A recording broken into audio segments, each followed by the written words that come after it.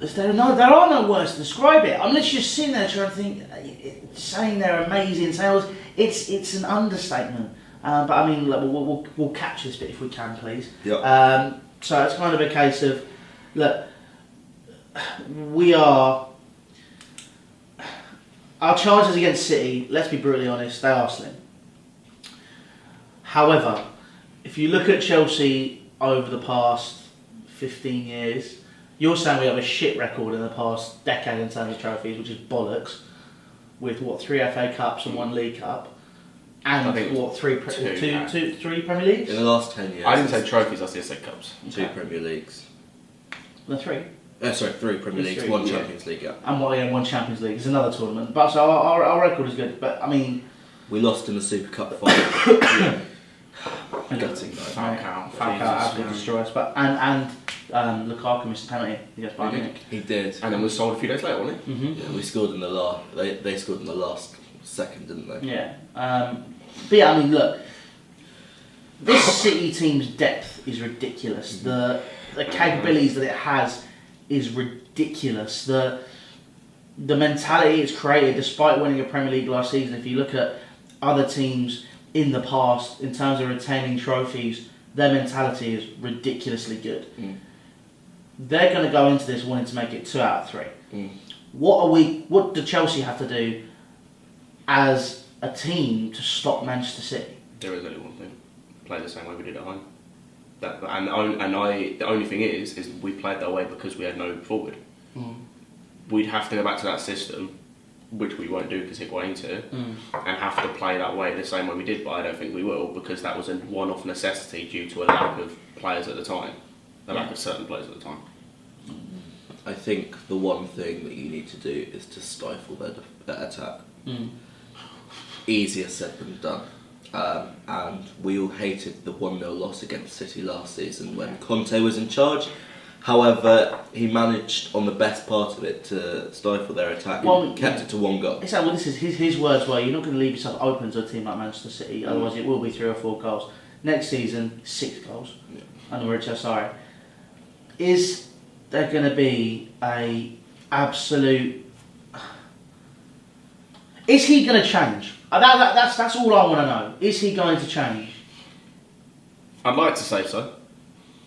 If I was in his position, I'd like to think you change, but it's the same conversation we've had many times during the season. We had it coming up against, I think it was City the first time, and it was down to a bit of luck, but then, as I said, a little bit of change of system that we did.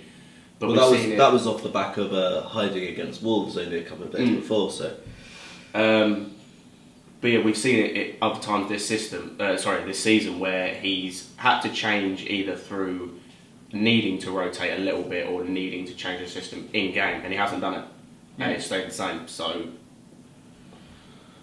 Thanks, Scott. Welcome, making us feel much better in this cup final. Let's go. Should we just leave it? I mean, we'll get beat 3-0. See you next week. Bye. I'll then probably get battered there as well. I don't even want to think about Tottenham. Got to deal with this weird Tottenham TV boys in like a few days' time. And expressions. And George. Jesus Christ, kill me now. But I mean, look, we're saying we have to stifle them. We have to play a similar system. Yeah.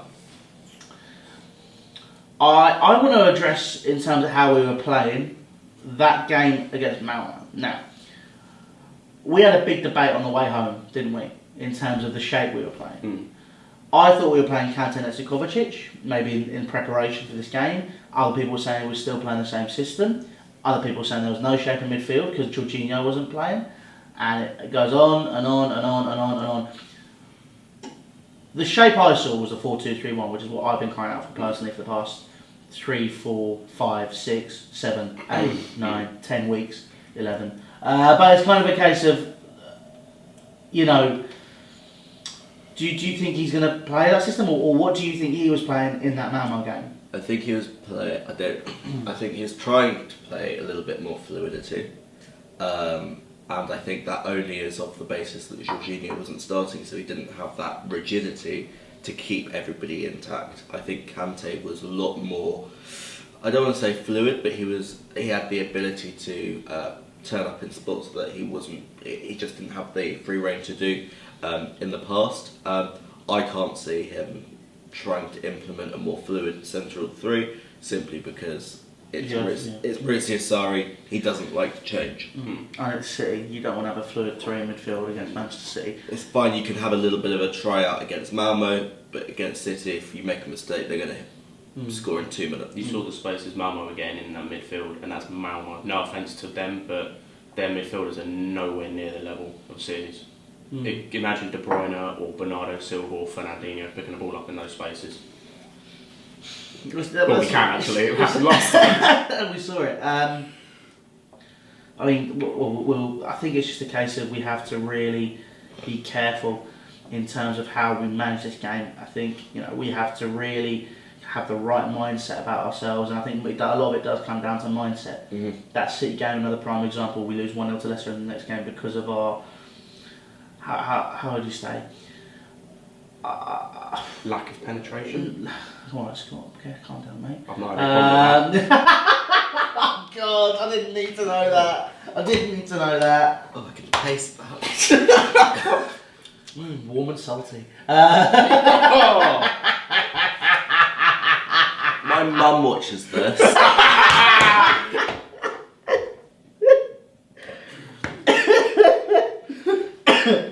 But I'm not well. That was bad.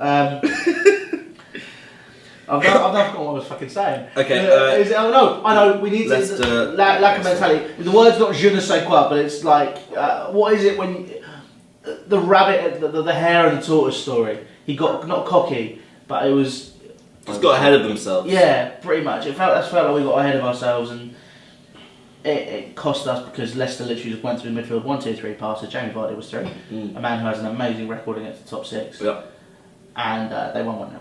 But that's been Chelsea's story all season. We do that City game and then we get beat the next week. Early in the season we have that amazing night at Anfield where Eden Hazard just takes them apart. 2 days later we come back to the London Stadium and draw 0-0 with no attacking potency at all. And we probably should have lost that game.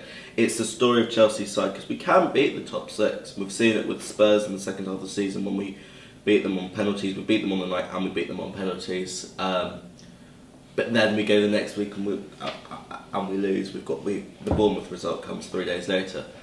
It's so typical of this Chelsea side, and actually it hurts because nobody likes to lose against a top six side, but nobody likes to lose even more against a side who aren't doing so well in the league. No, exactly, and this is it. I mean, it's kind of a case we really have to keep our heads screwed on in this game. Because otherwise it could be a hiding. Who's going to be the player in that dressing room now that is going to do that? Who's going to be the person who's going to, pick them up and dust them down and say, right, we need to go against this City team? I think you've obviously got David Luiz, and shall I tell you what, Rudiger. Yeah. On Thursday night, obviously we had the incident where Rudiger came over to us as the fans and said sorry, fine. Rudiger on Thursday night, Hudson-Odoi gave it away just outside our penalty box. Well, I was sat next to you for the game. And the Malmo striker had a shot. It went wide, but Rudiger, it doesn't matter if it was Callum Hudson-Odoi, the starlet, the upcoming star who you don't want to piss off, Rudiger turned around and said to him and said, "What the fuck are you doing?" Because you actually need that. You need that expectation where if you make a mistake, you are going to be criticised by your teammates. And that's the whole thing about this Chelsea side. It's all just too nice. And actually, I was really proud of Rudiger to actually get into the players. Not in a nasty way, but in a way that actually means, what if you're making that mistake, piss off, because you can't give the ball away. If you give that ball away against Malmo, fine, they're going to make a speculative effort. Give it against City. We saw this against City. Aguero's going to put it in the top right bins. Aguero's got a very good record against us. And what is Aguero's record? 15 goals in 18 games. Oh wow. In all competitions. Oh wow. Feels like Drogba against Arsenal. Oh god. Oh, we have become Arsenal though, gents, let's be honest. No, don't say that. It's true! Come on. No, come on. It's true! We've become the Arsenal of the last 3 years, before this year. No, come on. Last season we won the FA Cup, the year before we won the Premier League. The only other team... So last season we were Arsenal. Arsenal won the FA Cup against us in the final a couple of years ago. Yeah, exactly, but they haven't won the Premier League, and their FA Cup it's a once in a blue moon occurrence. Chelsea are winning cups every 2-3 years. I'm sorry, but let's be honest. That Premier League was down to magnificent coaching from a manager who knows what it takes to win things. Yeah, This is but where that's I what now. it is. But this is where I now sit here and I question the mentality of the team. And to be honest, the manager who should be sitting there, and people say that's a very Yudar attitude. Yeah, it is a very Yudar attitude. And to be honest, I listen to my dad because he makes a lot of sense. So it's kind of a case you sit there and you go, this guy's saying he can't motivate the players. Yes, Antonio Conte went through the same thing. Yes, Mourinho went through the same thing. So there is an issue there. But Massive. in the first seasons, or the first 2 seasons under Mourinho, the first season under Conte, they got the players to work hard. They got them motivated. And you sit here and Sarri's there talking about fluidity and we need to be better in the final third. We need to do this with the philosophy. We need to do this. We need to do that. Look, the football can be great. That's fantastic. But I'm not a man who cares if the football is good and we're losing games. But you've got to It's remember, redundant. in that Mourinho first season when Slippy G happened, we came third. The only reason we came third, we didn't play great football. We beat all the top 6, but we lost to teams like West Ham, to Sunderland. Yeah. It was diabolical at times. And the only reason we came third is because there was nobody else to challenge for that third position. We shouldn't have come third that season. The only reason we came third is because there was nobody else to come and beat us. I genuinely believe there is no difference. We're not playing totally indifferent football from what we were 4 years ago. It's just there is more competition now. You've got United coming up. You've got Arsenal coming up. Spurs are very much in the mix. City and Liverpool are running away with it. So it's not... to an extent. And Wolves are coming up. So, come on. In that 2014-15 season, we lost against so many smaller teams, like we've done this year. No, but it's football basics as well. I understand the smaller teams thing, that is a big thing, yeah. But we addressed it and we moved on in the next window. Costa and Fabregas came in and won the league. Yeah. But the other reason we were finished third, as well as you're saying that, you know, there was no one else challenging around us. Look, against the top 6 at the time, you had City. We beat them when they were on that unbeaten run. We were the first team to beat them. Branislav Ivanovic bangs in that, whatever it was, from the edge of the box. Yeah. Amazing goal. Arsenal, we beat 6-0. The same goes for, you know, Liverpool. We obviously beat home and away. Yeah. You know, it's kind of a case of we were beating the teams in and around us, and that's a big thing. The reason we are not performing this season is we're not beating the teams around us. And then we're losing to the teams. Yeah, and then so this is in terms of saying in different football, the football we were getting there got results. And Yes. I've said this since day one, and I have always said this, and anybody who's watched this channel for the past 4 years will know I've always said this. I've always said the game is about getting results. Ironically, Scott made a very good point in a very much more dumbed down version in his fan cam a couple of days ago. You just kick the ball in the net and get the goal, and that's how it happens. Unfortunately, that is football, and I understand people that are very cautious in terms of saying sorry and all this stuff he's capable of, and the football can be great, and we can take it to the next level. We can take it to the next level. This brings us back to the point of, you know, is the ball going to do it? We've now got a 2-year transfer ban. We're now going to completely change our policy. It is a blessing in disguise. But, you know, we'll touch on that in the next topic. Yeah. So we'll finish that recording there now.